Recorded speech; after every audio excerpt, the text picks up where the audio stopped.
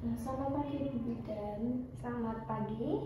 Iya Bu, ini saya kedatangan sini saya mau konsultasi Bu. Ya, mau konsultasi. Sebelumnya ini dengan siapa? Wiwi Bu. Wiwi, umurnya 19 tahun Bu. 19 tahun. Alamat? Lego.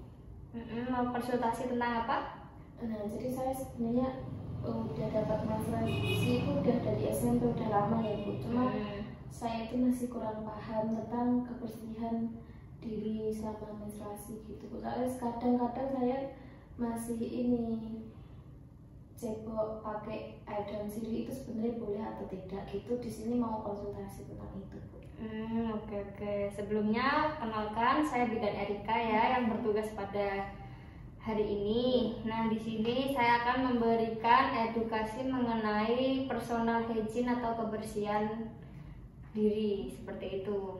Untuk personal hygiene sendiri yaitu kebersihan yang dilakukan untuk menjaga vagina agar tetap bersih, terutama saat menstruasi. Saat menstruasi itu usahakan mengganti pembalut itu 4-5 kali ya. Kemudian kita harus rajin membersihkan area vagina itu dari atas ke bawah, seperti itu, dan usahakan tetap kering gitu ya. Kemudian faktor-faktor yang mempengaruhi personal hygiene itu apa aja? Nah, yang pertama itu ada penampilan. Penampilan, kenapa kok penampilan? Jika seseorang dilihat itu sudah rapi, bersih, maka orang itu maksudnya udah dari orang lain, wah dia bersih sekali gitu kan, dari pandangan orang lain gitu. Kemudian ada praktik sosial itu kepada orang lain, misal kita habis berjabat tangan dengan orang lain, nah kita itu harus menganggap orang lain tuh gimana ya, maksudnya bukan menganggap ya, lebih tepatnya kita nggak tahu kebiasaan dia bagaimana, kita harus tetap menjaga kebersihan. Bisa pakai hand sanitizer atau cuci tangan. Setelah itu tingkat ekonomi, faktor tingkat ekonomi. Nah, kita harus kalau kebersihan diri kan biasanya kalau sikat gigi pakai odol, terus mandi pakai sabun. Nah, perlengkapan itu harus ada di rumah, gitu ya. Kemudian pengetahuan tentang menstruasi, udah tahu belum? Sudah. Nah, untuk menstruasi sendiri cara membersihkannya tadi seperti tadi ya, kita harus mengganti pembalut 4-5 kali, kemudian usahakan tetap kering atau mengganti pembalut saat setelah mandi atau buang air kecil atau buang air besar, karena itu bakteri mudah berkembang biak di situ. Jadi kita harus mengganti pembalut seperti itu. Kemudian budaya, nah yang Mbak Wiwi tadi omongkan, budaya membersihkan apa tadi? Kalau cebok lagi head gitu biasanya pakai daun sirih, soalnya kata nenek saya bagus itu Bu. Nah, lebih tepatnya tuh kita pakai air aja ya, agar menghindari bakteri-bakteri seperti itu. Kan kita tidak tahu tuh di daun sirih itu ada, kalau nggak dibersihin dulu kan ada apa gitu ya.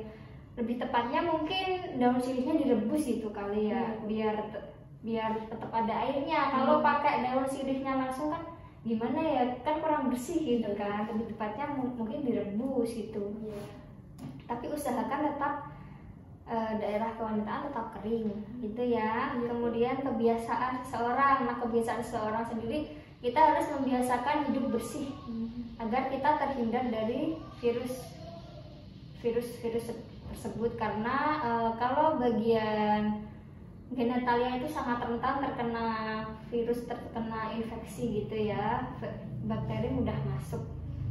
Kemudian kondisi fisik seseorang juga mempengaruhi.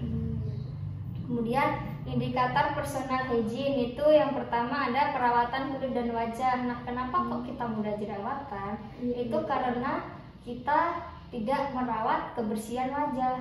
Kan saat kita menstruasi minyak kan lebih banyak, lebih menghasilkan lebih banyak minyak. Nah, kita bisa minimal 3 kali lah cuci muka sehari. Kemudian kebersihan rambut, kita keramas minimal 2 kali sehari, jangan terlalu sering dan jangan terlalu jarang. Itu. Kemudian kebersihan tubuh dan organ genital, kita mandi ya 2 kali sehari, sikat gigi 2 kali sehari minimal, lebih juga nggak apa-apa. Kemudian organ genitalia, vagina udah tahu kan tadi saya jelaskan. Kita membersihkannya dari atas ke bawah. Kemudian kita harus menjaga agar tetap kering gitu ya. Kemudian kebersihan pakaian, kita ganti pakaian juga harus 2 kali sehari karena kita kan nggak tahu, kita habis misal pagi kita keluar berkeringat, nah sore dipakai lagi kan bakterinya banyak. Terus saat tidur juga kan kita nggak tahu, bagian kasur itu kan banyak juga bakteri kalau tidak dibersihkan. Kemudian penggunaan pembalut, nah pembalut tadi sudah saya jelaskan itu diganti 4-5 kali sehari atau setelah buang air kecil, buang air besar, atau setelah mandi gitu ya. Iya Bu. Ya, untuk personal hygiene saat menstruasi itu ya seperti tadi, harus tetap kering, diganti pembalutnya. Kemudian dampak dari personal hygiene sendiri, kalau kita tidak menjaga kebersihan kewanitaan, agak bisa terjadi infeksi saluran kemih atau infeksi pada bagian genitalia gitu ya. Dan jangan sampai melakukan hubungan sebelum waktunya, apalagi hubungan bebas, dan jangan berhubungan saat menstruasi gitu ya. Udah paham? Paham Bu. Ada yang mau ditanyakan? Udah Bu, Udah paham ya? Kalau gitu boleh pulang. Ya Bu, makasih ya Bu. Iya, sama-sama.